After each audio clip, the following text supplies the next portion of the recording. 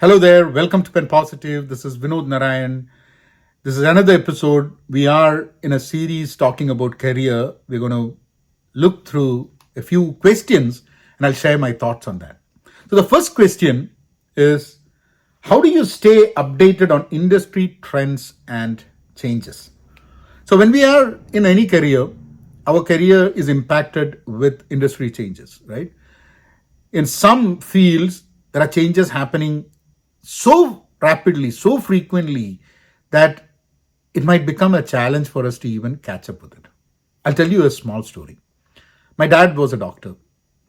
He died pretty young at the age of 45. I think about 2 weeks before he died. So every day morning he gets up and he has all these books that he used to. We were in India, so he used to get these books which were not available in India. He used to pay money and get it shipped from various places in the world. These are all medical journals and books of that sort. And he would be sitting and reading. I asked him, why are you having to read? You know what you're doing. I mean, he's a surgeon. So I said that, why do you have to read? And the answer that he told me was very interesting. He told me, you know what, on the surgery bed, on the operation theater, there is a life in front of me. And there are so many things that is happening that might help me learn and save that life. If I don't keep myself abreast with what changes are happening, if I don't know, because science changes very often. What science does is that science also looks at things that we already think are true and says and revalidates them and says whether they are true or not. So facts change because things, when new experimental results come, things change. And this is a case with everything. There was, if you look whichever field you're in, think about what were the normal thoughts in that industry 20 years back and what do we think about everything today. There is significantly a change. Some of these things may totally be contradicting. That's what change it is. So how do we remain abreast with what is happening in the industry? For me, I can give you from my field, which is organizational change, or I would say agile transformation. So I'm an agile consultant. So in agile transformation, my interesting, I first look at the topics that would interest me. One is the industry where my company is working, which is currently it is a storage industry.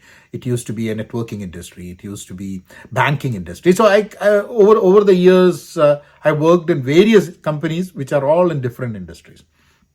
But my area has been related to the technological systems within those companies and how people work in teams within those using those technological systems to deliver value. So for me, there are a lot of things that are changing in the society. One is the industry where my company is working. Two, the fundamental aspects of agile transformation and how these transformations happen within organizations. The third one is that how technological systems have been changing. What are the new tools that are coming?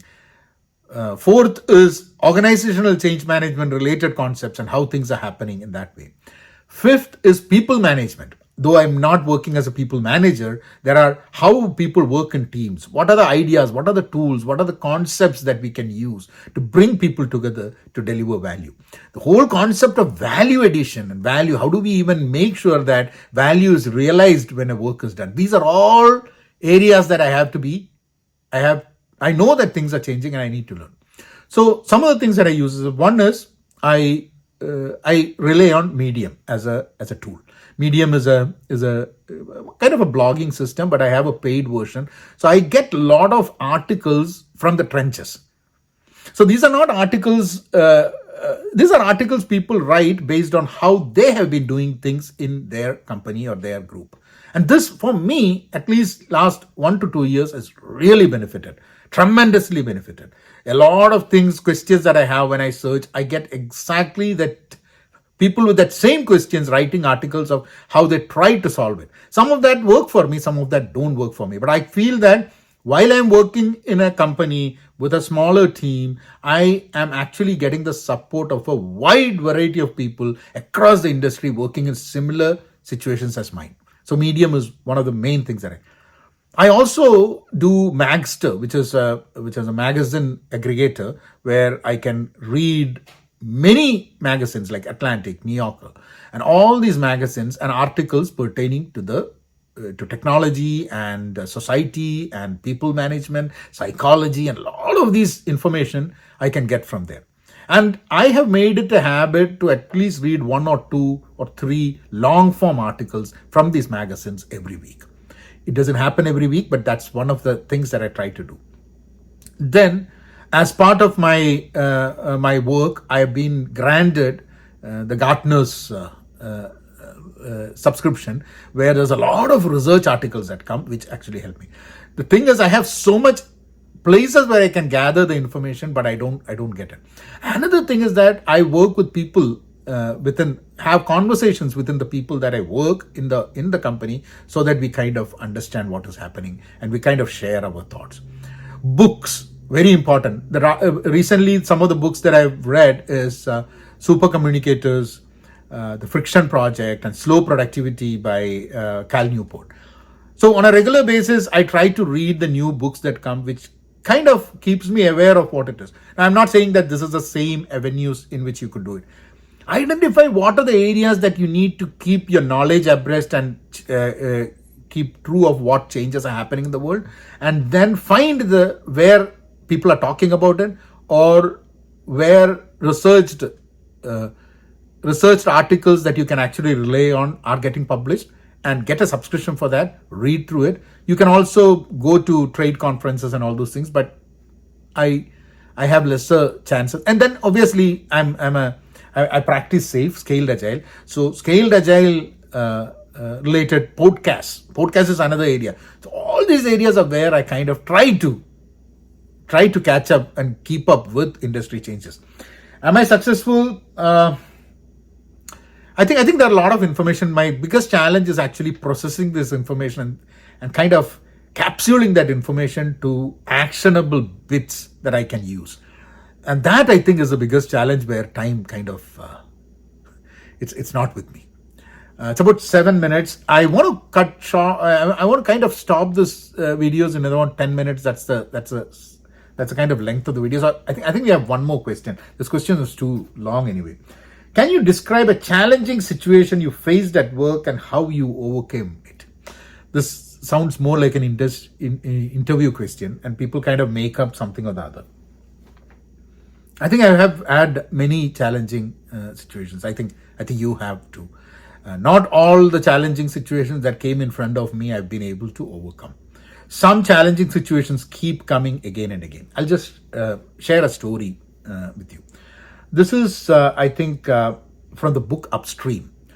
In that, there is this story about, it starts with this saying that, okay, you and your friend are taking a dip in a river, and there is a baby coming from upstream. The baby is floating and coming, and then you jump inside and you take that baby and save the baby. Then you see another baby coming the same way, and then you see your friend jump and save the baby. Then you see one after the other babies keep flowing in that river. And it is not practically possible for both of you to actually save all the babies. So then your friend says, you know what? I think there's something serious over here. There's someone over there upstream who is throwing these babies into the river. So we should go and stop that person. Otherwise, babies are going to die. And he goes upstream. Now, many times the challenges that come to me, I have not, my biggest problem is that trying to go upstream and find the person who's throwing the babies, which means getting into the root cause. The biggest challenge is that we don't dedicate time for root cause analysis.